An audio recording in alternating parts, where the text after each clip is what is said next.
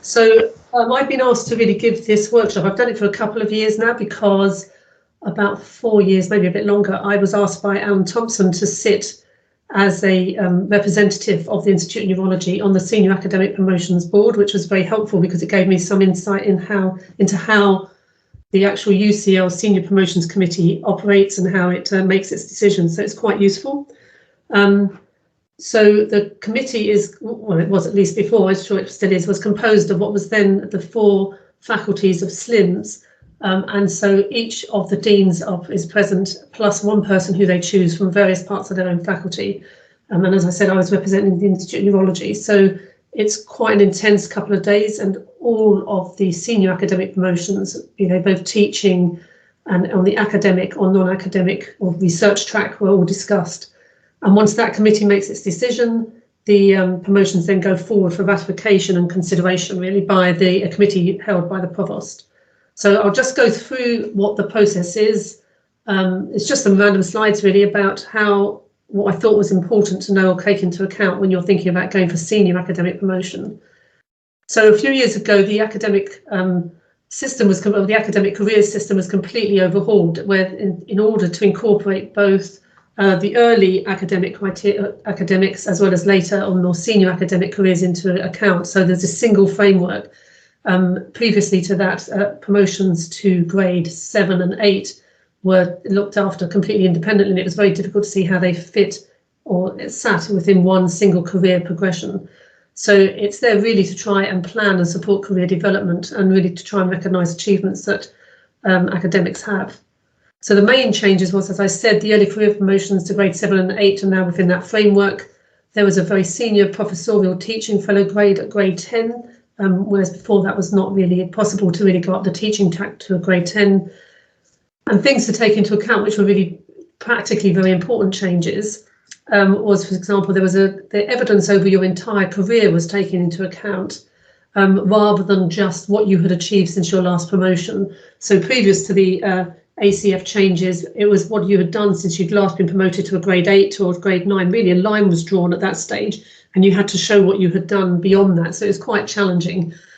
So you had to judge whether or not, if you'd gone for a big fellowship or you're getting a big fellowship, whether that was just considered as getting to a grade 9 and would then be ignored for a grade 10. So it was quite complicated.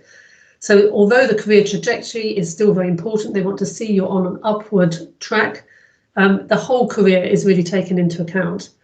There was other less important changes, such as the number of references taken up.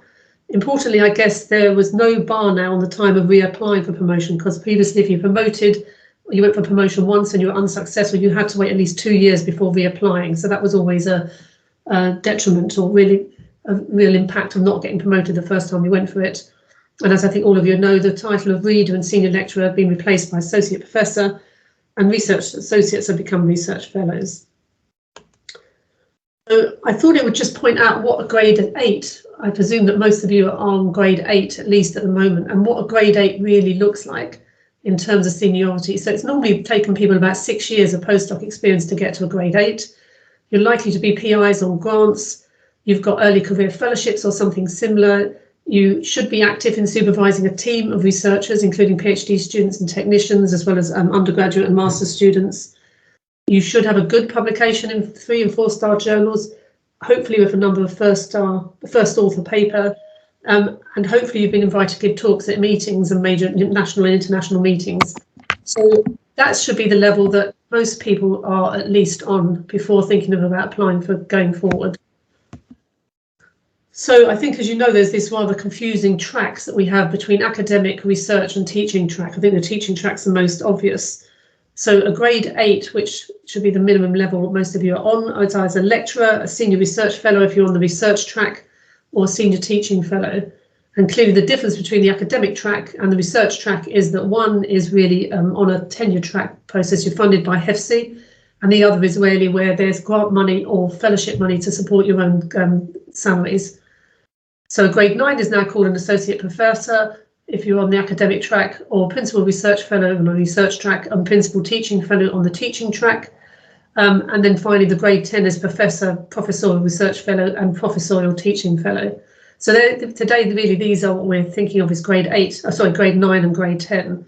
And I have to say at the start that we have very limited experience really in advising on the teaching track, because that's been an area where we've had fewer people going up by that route, although there are now a few which has gone up through the education unit. And I really suggest that if anyone is considering going, that it'd be worth contacting Alex Leff, because I think he would be in a better position to give you some ideas about how to go up via that track. It used to be very difficult to go up via this track, and teaching has become really, really much more important, is really genuinely taken into account in this promotions now. And so there should be no bar to people going up by that track. But in order to get a principal teaching fellow, you really have to show impactful change that you've been responsible in leading. And I think for becoming a professor, my feeling when I sat on the committee was that you had to have done something really innovative in education. For example, if you've written a key, changing or like a really key book that would everyone in the field would look at, then that's the kind of thing that people would consider as being really, really deserving if you've got an international reputation in teaching and education. One of the key things people ask about is this idea of moving from the research track to the academic track, and really that's moving towards an area where you are responsible for getting your own salary support to one where the university or HEFSI is funding your salary. And really, typically this has occurred, at least in the past, by repeated awards of independent, personal, intermediate to senior fellowships. Typically this has involved getting 2 very significant fellowships, so that you have brought about 10 years plus of independent funding in to support your own salary. And that's typically been the way forward. I think now when people who've got one independent fellowship is going for their second, more senior one, there may be more discussion about allowing that to go forward, because the university recognises that they've got some duty of care to actually take on people's salary at the end of that 10 years. So although nothing's taken for granted, it's really important that you consider and discuss with your head of department if you're putting in a senior fellowship for that second round, because that really should be an area where you should be, if you're successful, you should be discussing the possibility of getting what we call a proleptic appointment. And that's where, although you would be expected to continue to bring in your own independent funding, that the university would, at the end of that second fellowship, consider taking you on as a proleptic appointment, so taking you on to the academic track. And the other way is by interview. So if a job is advertised, that of course people can move from the academic to the research track, from the research to the academic track. So they're the 2 main ways of moving from one to the other. So just a very brief overview of the process. So your head of department is key in this process. You really need to discuss your intention to go for promotion and submit your CV to them as soon as possible. And they should really be responsible for giving you really positive feedback and constructive feedback on your CV, and telling you whether or not they think it is appropriate for you to go forward at this stage. For all CVs that go forward, or all applicants that go forward to the IoN Executive Committee, I have to say it's one of the most effective and most useful things that the Executive Committee does. Each application is presented by the head of department, and it is really thoroughly discussed by each member of the Executive Committee. It's a very, very thorough process. And I have to say, usually it's very, very constructive. So they will either point out areas where people need to boost things a bit, or to rejig the CV, or to re-emphasise parts. And if they don't think people have a strong case, they give good feedback to say which areas should be focused on. And most people do take their advice. If you decide to go ahead after getting feedback from the exec, which suggests you wait a year, you can do that, but you should do that in discussion with your head of research department, because of course all applicants can go directly. They don't have to go through the institute. There is a direct route to go through. I don't know of anyone who's done that, but usually the exec feedback is very, very useful. So the formal UCL process, all applications from the institute go forward to the Faculty of Brain Sciences. And as I said at the start, all those applications go to what was then a SLIMS committee. I'm not sure what it's called now, because obviously that's changed with the new provost. So I'm not sure what that committee will be called. The whole process starts now, typically in early November. And the announcements, the eventual outcome of that happens the following July. So it's quite a long, drawn-out process. So as I think you all know, each grade is assessed against very specific criteria, and there are specific expectations for each grade. So broadly, I'll go through it in a bit more detail in a minute. Broadly, these are research, and they look at your output, and obviously that's things like publications and patents. Your input, that includes how much money you brought in grant funding, And one of the other key areas is supervision. So that's PhD supervision of doctoral students.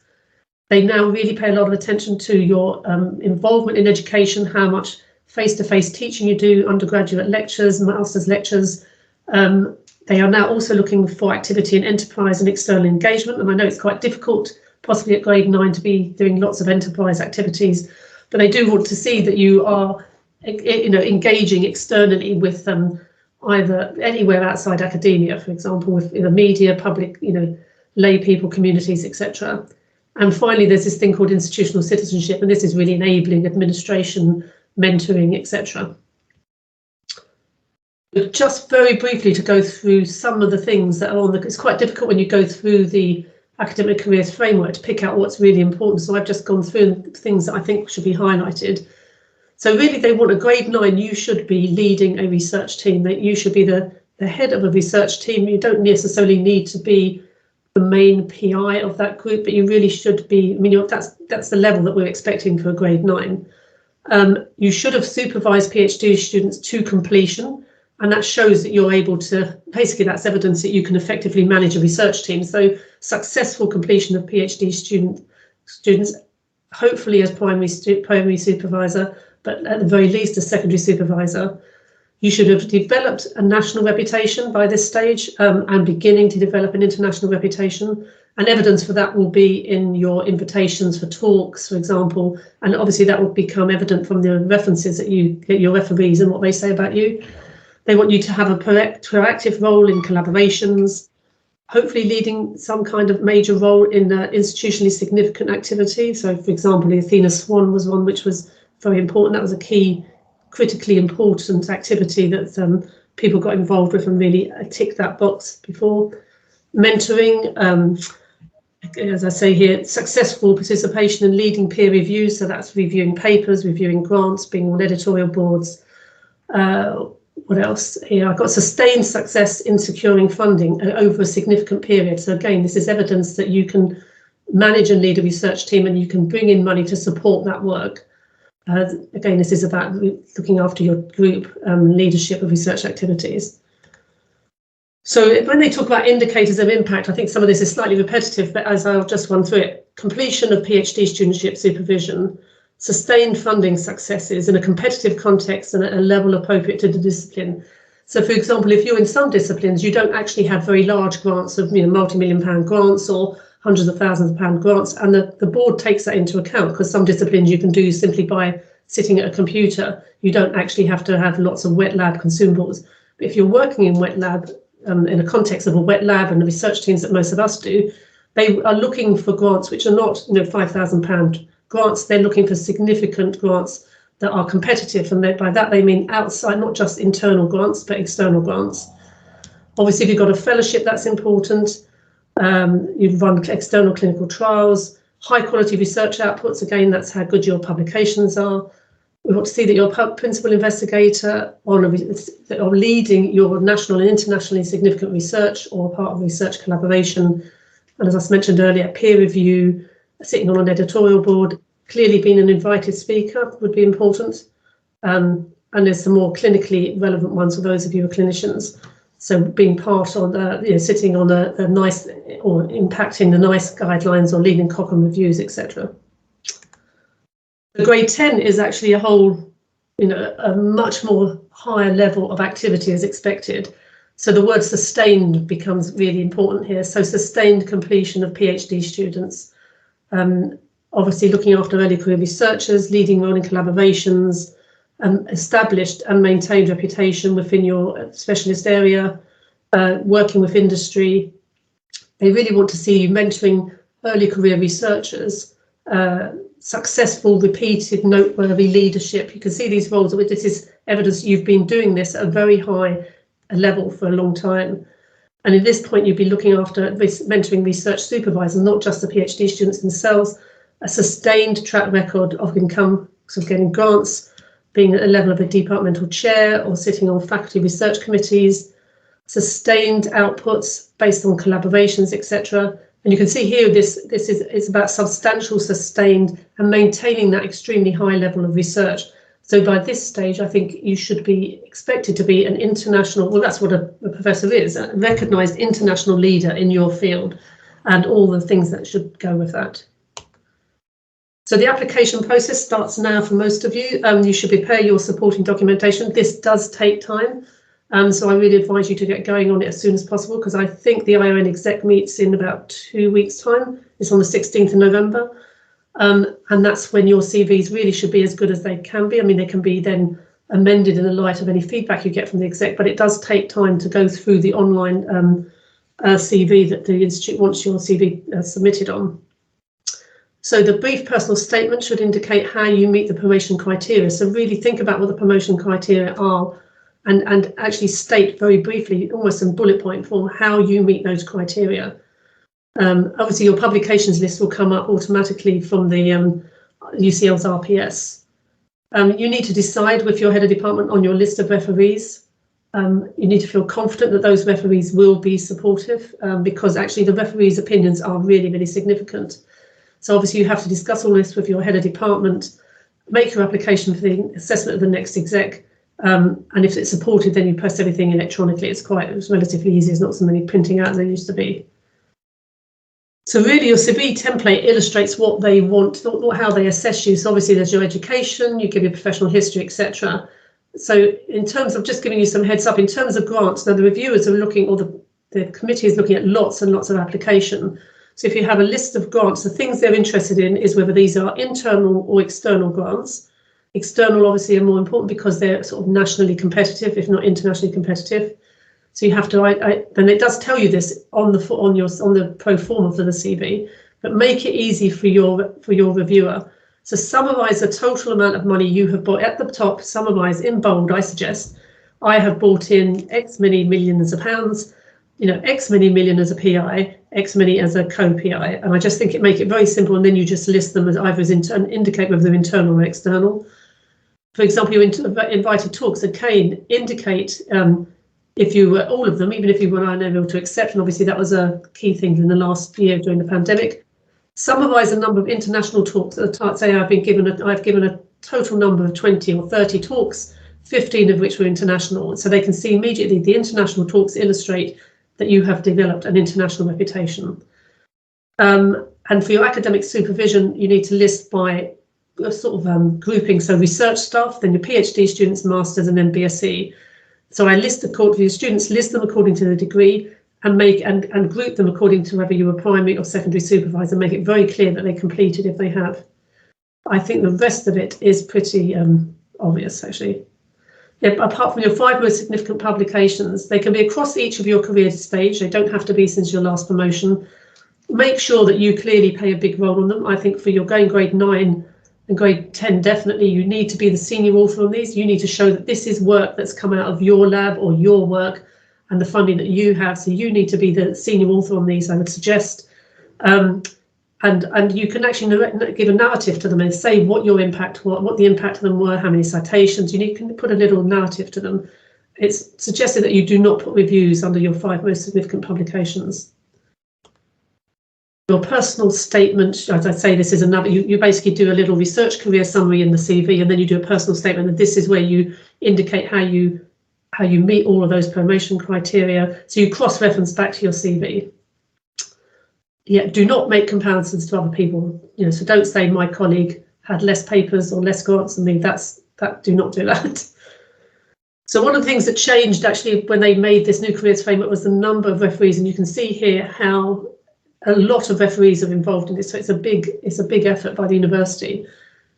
So for example, if you're going to associate professor or for any of the, if you're going for grade 9, you need to have one internal referee, sorry. You need 2 external referees. You need the head of department then chooses 2 referees. So in total, you need 5. So you can see here that you can nominate 3. Your head of department can nominate 2. And I think this is very similar across for the grade 9. For grade 10, going up to the equivalent of professor, you're up to 6 referees. So you nominate 1. You can nominate 2 external.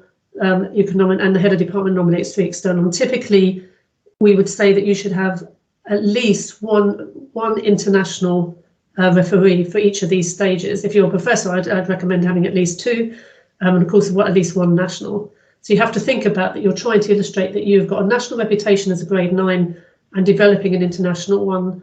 And as a professor, you really have got an international reputation in your field.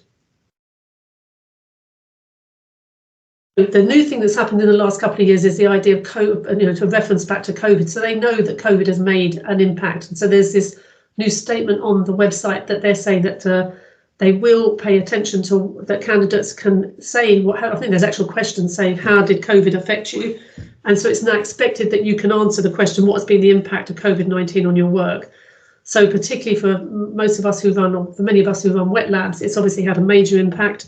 And you can say if you've got kids or caring duties, how that impacted on your ability to undertake your work or your output for the last 18 months.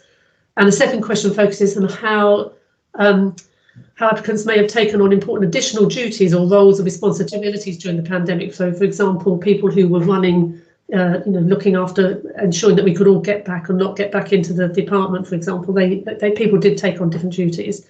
And you should actually answer these questions because I think they are there and they will be taken into account. So just to summarise the key stages, so the process has been launched this year, it's launched last week.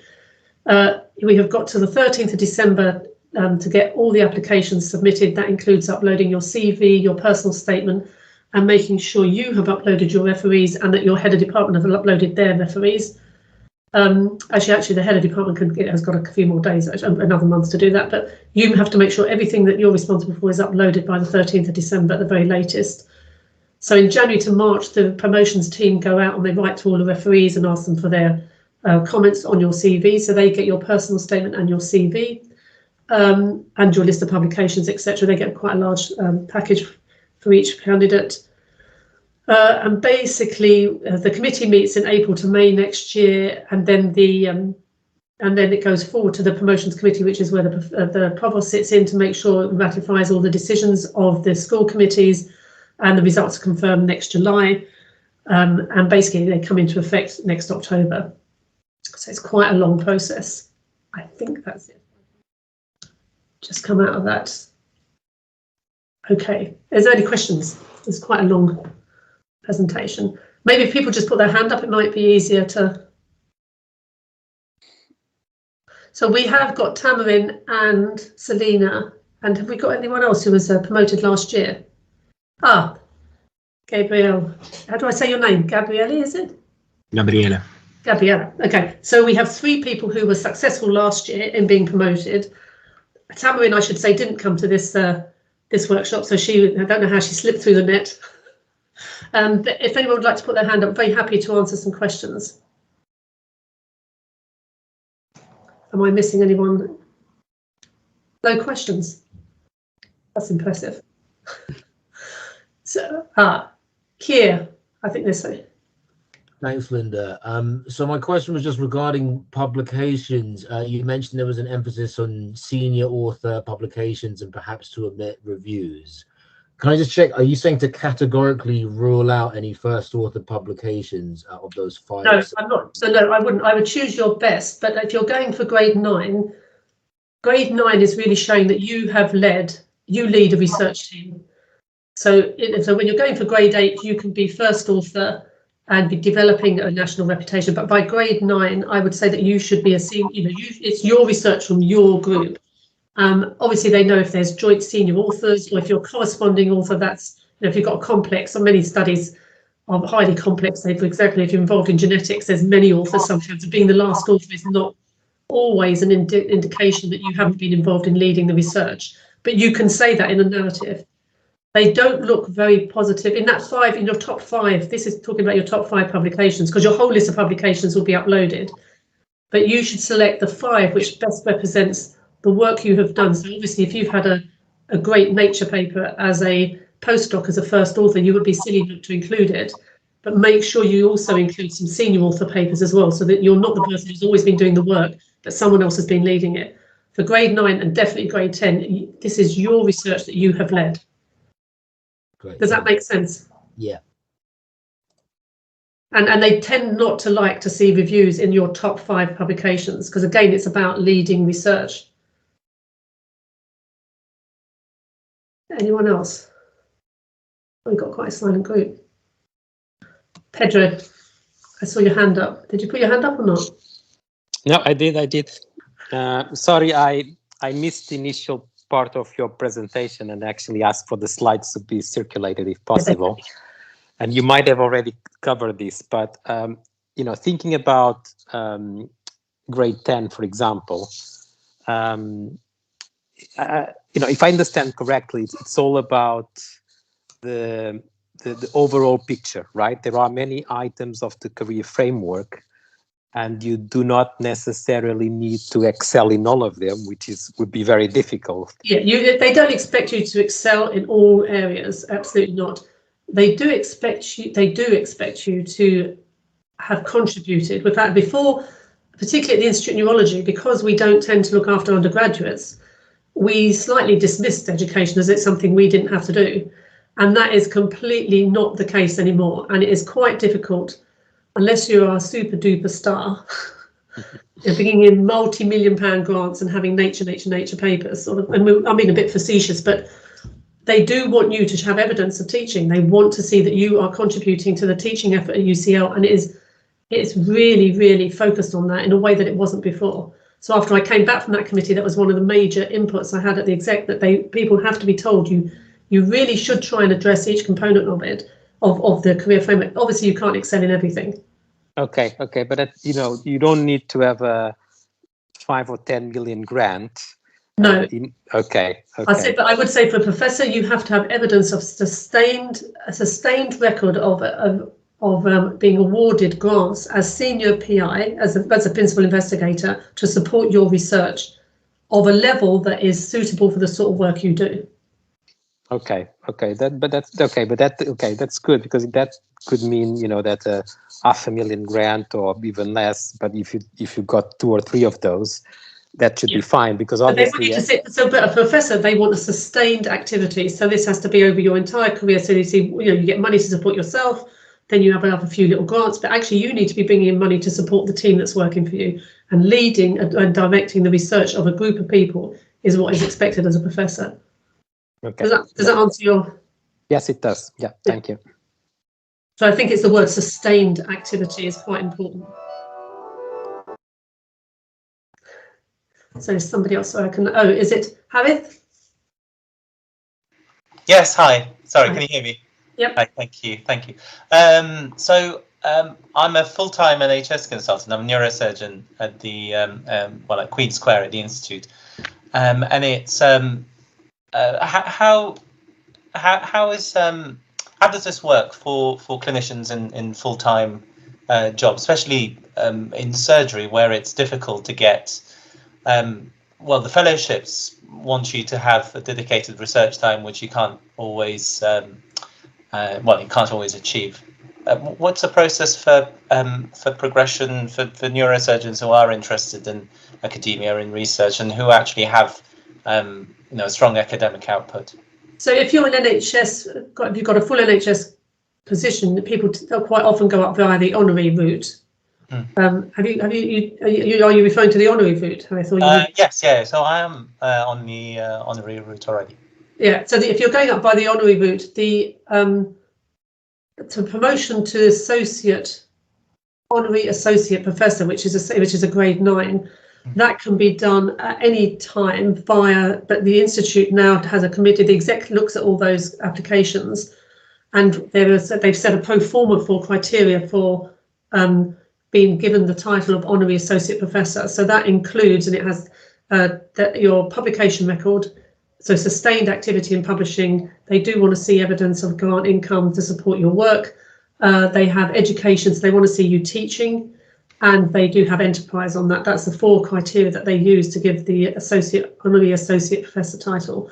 But that can be discussed with your head of department at any point, and you can fill out that pro forma of your CV, and he or she will have a look at that and tell you whether or not they're happy to take it to the exec.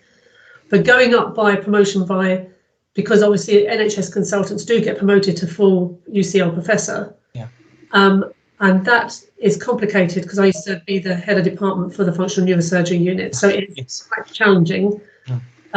but I think you have to make a case that you are a leader in your field. And I understand the complications of neurosurgery. And so I would say that I would discuss it with your head of department, particularly with Rob Brownstone. Yeah.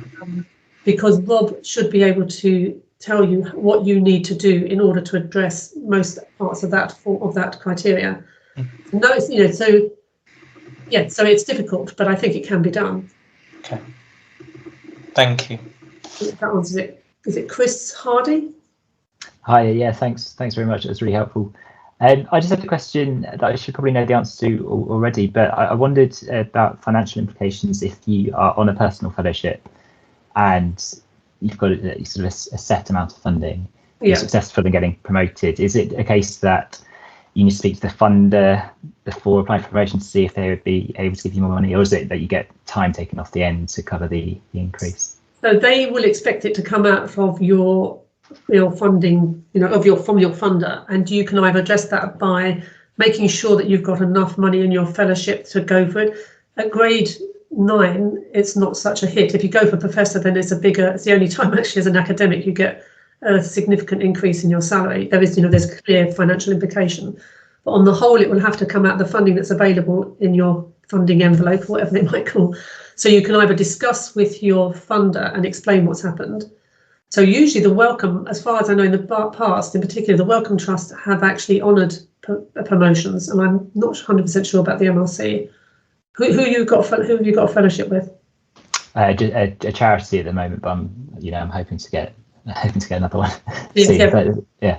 So you can always, if you're applying for new fellowship, you still have to go up for promotion, but you just have to make sure there's enough money in the fellowship that you've got enough money. And usually, if you do get promoted, even if they're charities, they will say that they're happy for you to veer the money that you've been given if they can't add to it between the different heads. So, and if they do that, then your administrator will just make sure that they ring fence enough money to support your salary.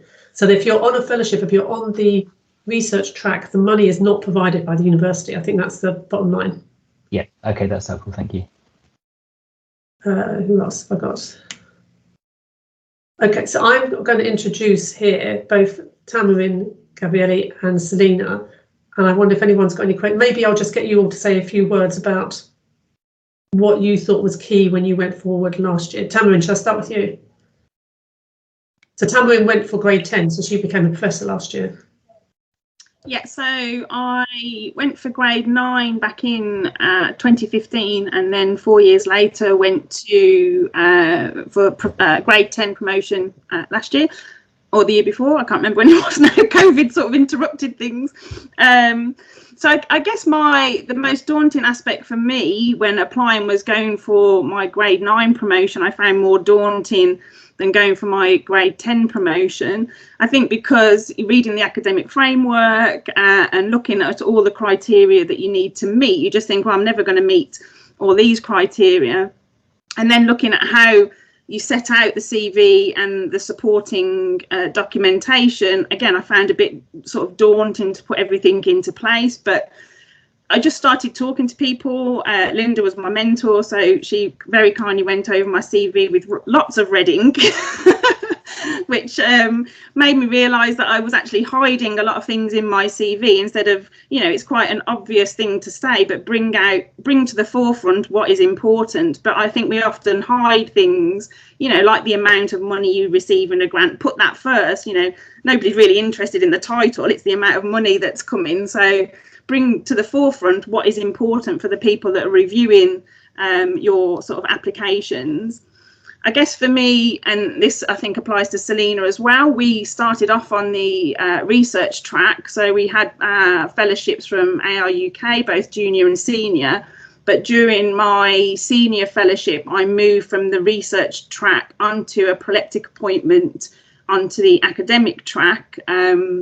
So that meant at the end of my senior fellowship, then my salary was supported by the university, which was quite a relief, actually. I have to say that we didn't have to find my own salary yet again, and that was down to conversations with heads of department, being supportive of the research that we were doing within the department, both Nick Fox and John Hardy. So that was sort of between my two promotions, between grade 9 and 10, I moved to the academic track. I think also to looking at, and I didn't really sort of push to go to grade 10. It was my old PhD supervisor, Professor Revez, that sort of pushed me, or sort of said, isn't it about time you tried for this now? So I actually started my application probably six months before the initial call for the promotions round, and probably went through, I don't know, 8-10 different reiterations of the documentation that needs to be submitted. And then you look at version 1 compared to version 10, and it's completely different. Just getting people's feedback on which 5 papers to pick. Everybody has their own opinions of which they think is most important. But then I guess it's down to you which ones you think are the 5 most important, because you have to write the justification for those. But it's good to get the feedback from senior colleagues at the Institute. I think my involvement with the British Neuropath Society as well helped tick a lot of boxes. So if you do have a speciality, look for those external charities or external committees or societies that you can tick quite a few of the boxes by being committee members on those sorts of societies and things like that. And one of my major weaknesses, I think mainly because I work in the field of pathology, but we're not often invited to give international talks to talk about pathology. It's not the most attractive topic of conversation, I have to say.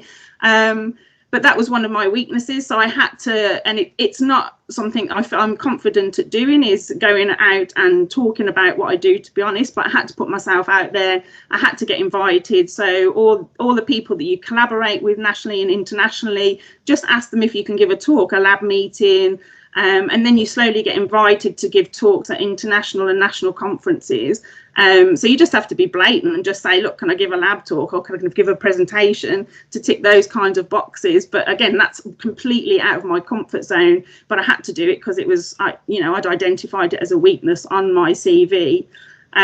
But yeah, I guess the main advice I would give is give yourself time to prepare the documentation. Because my version 1, I probably wouldn't have been promoted with my version 1, but my version 10, obviously reached the level that that was needed to go, and certainly get advice on people that have been around, that have been through the process as well. And I'm certainly happy to share with anybody any of my documentation if we're allowed to do that.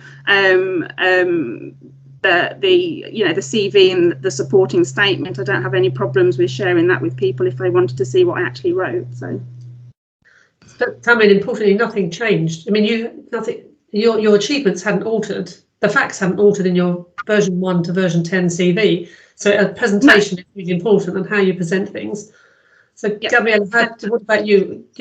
What level did you go for last year? Was it grade 9? Actually, it's this year. To grade 9 as principal research fellow, and then I got the prolectic appointment just a month after. So,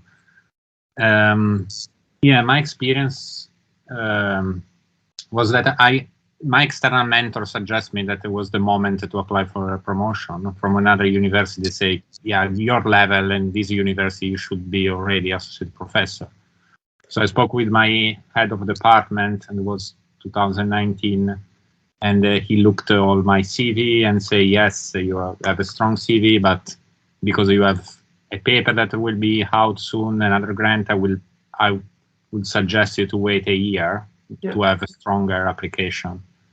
So I waited a year, and then last year, October last year, I applied, and it was very useful, obviously, the discussion with the head of departments, but also with peers. I sent, as was said before, I sent my application around to other peers and had a lot of good feedbacks. I received also application from other people like Selina, that was very helpful to see how was structured the statement. That is very important.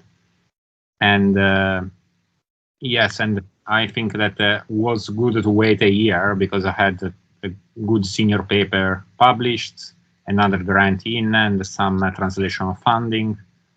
And yeah, from that part it was fine. I had also teaching experience. I also module leader of 2 different modules and do a lot of teaching. And also with the enterprise, we were starting up a spin-out company. So it was also that. So going when a case is strong it's although people think, oh, I'll just go, you may have some of us say, oh, well, I'll just try for it. How many people have put in a grant and hoping they're going to get it rather than knowing it's going to be a. So obviously I think we're all used to putting things in and not getting it and just shrugging it off. But actually there is something different about not getting a promotion, which feels far more personal than all the disappointments we've all had. So I think all of us know, you put something in, you don't get a grant, you don't get a paper out. We're used to that. I think that's one of the key features of our lives. But not getting a promotion is a much bigger kick in the teeth, much more hurtful than what you suspect. So actually making sure you've got a strong case. A lot of people you could get through, but at the Institute we've been very good about putting people through with a strong case that people feel very confident about presenting. And it's such a pleasure that most of our people who go through the exec do get promoted. It's quite rare for people not to get promoted. I mean, it doesn't mean it doesn't happen, but yeah, so it's better to wait a year and feel much more confident that you're going to get it than not. Yeah, what actually the head of the department suggests me also for the referees, because once that you contact the referees and you need to be sure that is something that you have a strong application, because it's a long process and you have to also ask. Yeah, so I tell people to actually contact the referees. If you're going to suggest a referee, I would contact the referee and say that you have been, it's a bit embarrassing to ask people, will you be my referee? But their opinion is really important. So it's best to know whether or not they're going to feel supportive or not. And I think I told Tammaryn and Selina both do this. Write to the referee and say your head of department is encouraging you to go. Blame someone else for your embarrassing situation of asking them a favour, basically. So say you're being encouraged to go for promotion and the university takes the referees' reports incredibly important. Their opinion is really highly valued. So, flatter them about how important their opinion is and say, but you've attached their CV, you'd like to ask whether they would consider acting as one of your referees. And if they have any hesitation in feeling fully supportive, please let you know you fully understand, but their opinion is really important. You don't want to have a referee who doesn't support you. I mean, that has happened before, and out of the blue, you read a referee's report, and you think, why did they ever choose this person? So you've got to feel confident that, as confident as you can, that you've got reliable referees. And so, also, if you ask them to do that, and they do it, and it's quite a long process also for them, and then you will not get to the promotion. You cannot ask again the year after, so you have to find other people. So it's better to have a strong. Yeah, it's better to have a strong case and feel confident that you can ask your external referees that I'm not asking you to do me a favour, actually, but I'm asking you to, would you kindly act as a referee? It's part of their job, but they don't have to write nice things. So I think having a strong case is critical, but really having solid, feeling that you have confidence in your referees as much as possible is a good idea. And I would suggest you tell your head of department. I would suggest your head of department nominated referees to your head of department as well. Anyway, Selina, have you got any comments? I mean, a lot of my experience in the key points has already been mentioned by Tam and Gabriele. I think just to echo some of the things that we've heard, start as early as you can. It took me ages to get the documents in a format that I was happy with. And similar to Tam, I think I sent them to 5 or 6 different people for feedback, and they changed every time. So I think really kind of getting the facts didn't change, but the way that they were presented did, exactly as you said, Linda. Also, I think actually going, even though the process that we have of having things approved by the exec means you have to kind of be a bit ready earlier, it was actually really useful. I got some really useful feedback from the exec as well. And as you said, they've got a high success rate of putting people through when they're ready. The only other thing I was going to say, you kind of just captured it as well, Linda, was about the referees. And I would advise people to discuss your choice of referee with kind of mentors as well, because there were a few people who I thought of who then, when I discussed them with Nick, with John, said, oh, you know, maybe that person's not quite right. Not because they would have given me a bad letter, but out of intent, but because they are, especially for international ones, the process at their institute is quite different. Yeah. And one of the things that people are asked to comment on in their referee's letter is, would this person get an equivalent position at your institute? So you need to make sure it's somebody who has an understanding of what the process is in the UK, just to make sure that they kind of review your application fairly, I guess. So I actually changed the referees who I initially came up with were not the referees I eventually contacted, just after kind of thinking around it and asking around a few people as well. Because I remember reading a few referees' comments saying, I'm not sure that, because then it was when people were called reader. So an associate, the grade 9 academic was called a reader or senior lecturer, but basically if you were research active, you were called a reader. And they had absolutely no idea what a reader was in the States. They had no concept of what a reader was. And that may be why we've changed it into associate professor at UCL. But it is really important that you give them an idea about what level this is. I mean, they get the academic framework and all that, but it's quite confusing. The professor they normally get, quite often they get, but I know, I think that's right. And I think, you know, it could have been fine. Maybe we were suspicious for no reason, but I think it's so important. And as Gabby said, you can't reuse the same people. And I would have taken it really personally if I'd have gone for it and not got it either. So I think you want to put all the odds in your favour. And then finally, the only other thing I was going to say again, is to echo something that Tam said, which is, I think one of the strengths of my CV, I think, was in citizenship and things that I've done with Alzheimer's Research UK, things I've done with public engagement. And I really did get a feeling that was valued. It wouldn't be enough on its own to have got me through. I needed the research and the grants and the papers as well. But I definitely think that, you know, I saw some of my referees' letters that they sent to me, and I kind of felt like that aspect was really valued in the process as well. So I think don't be shy of putting things like that in and thinking, oh, you know, maybe it's not important. Just really give them all the information for everything you've done. But importantly, I wouldn't try and get the same value for institutional citizenship and say I lead a module in MSCs, and then you put under education I lead a module in MSCs. Yeah.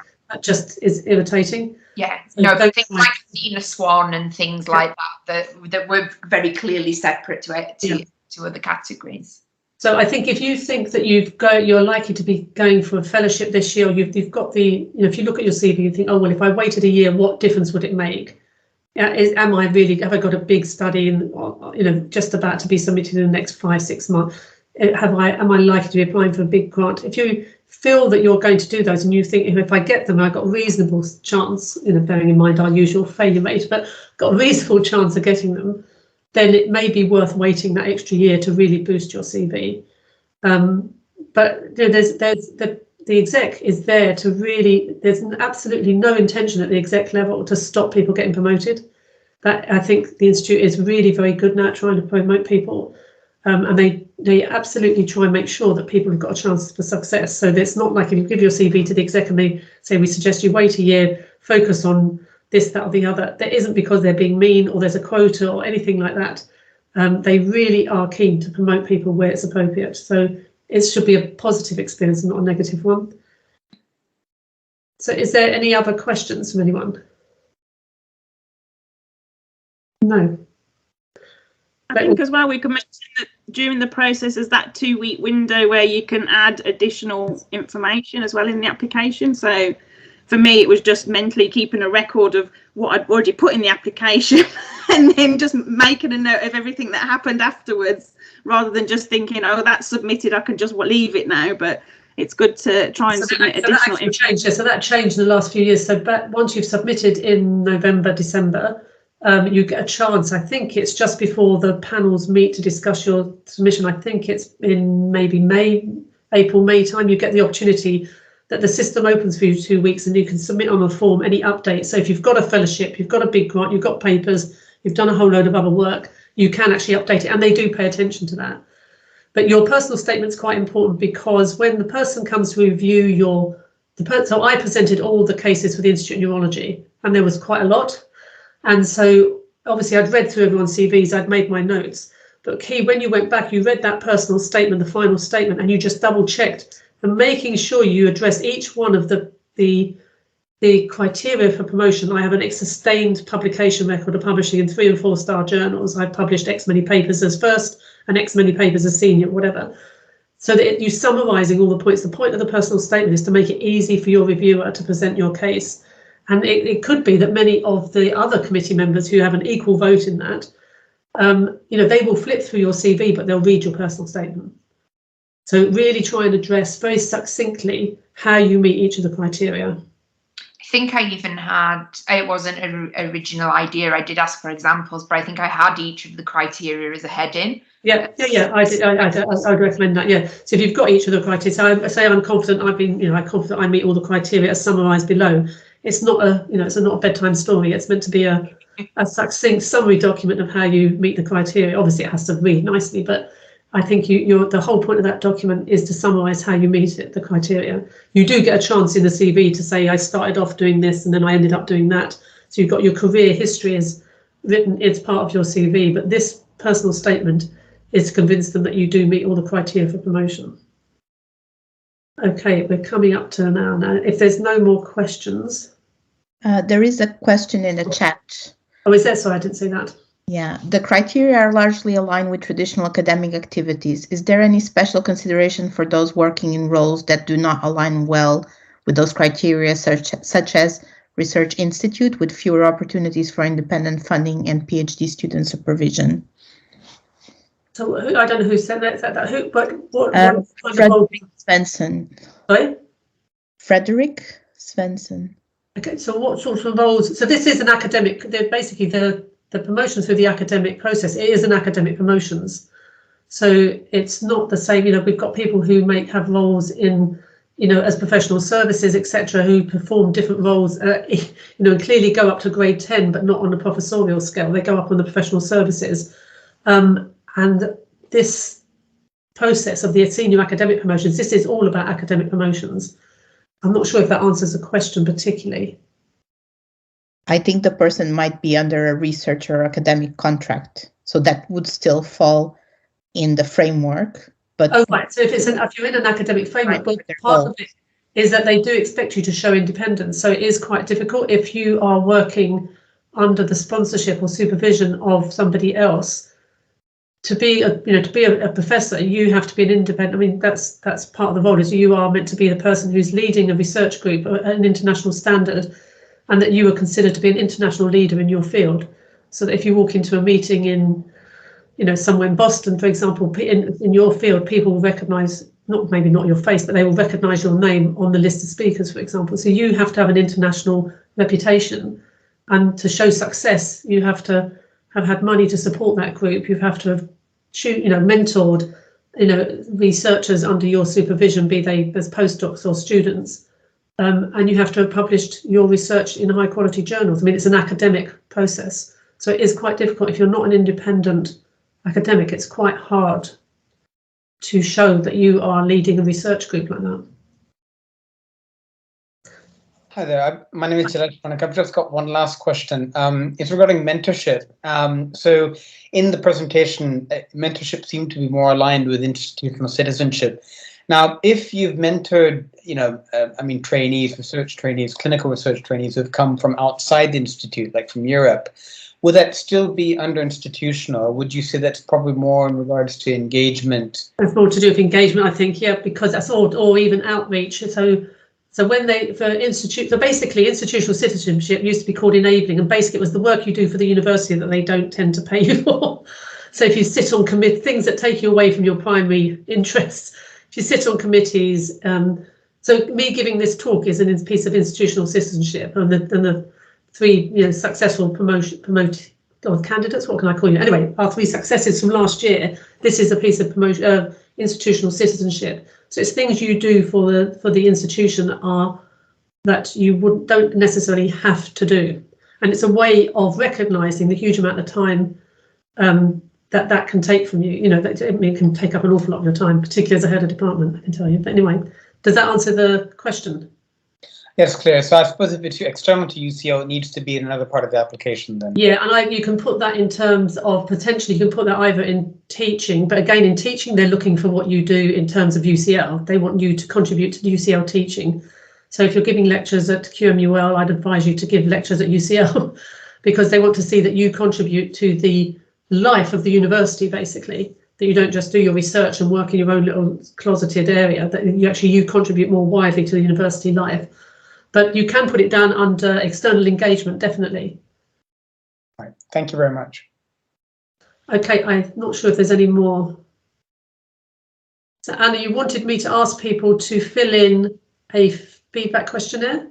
Yeah, I just put the link in the chat box. So if people can just take 1 or 2 minutes to fill in the questionnaire form, just to get feedback, that would be great. Did I answer everyone's question? I think I did. Okay.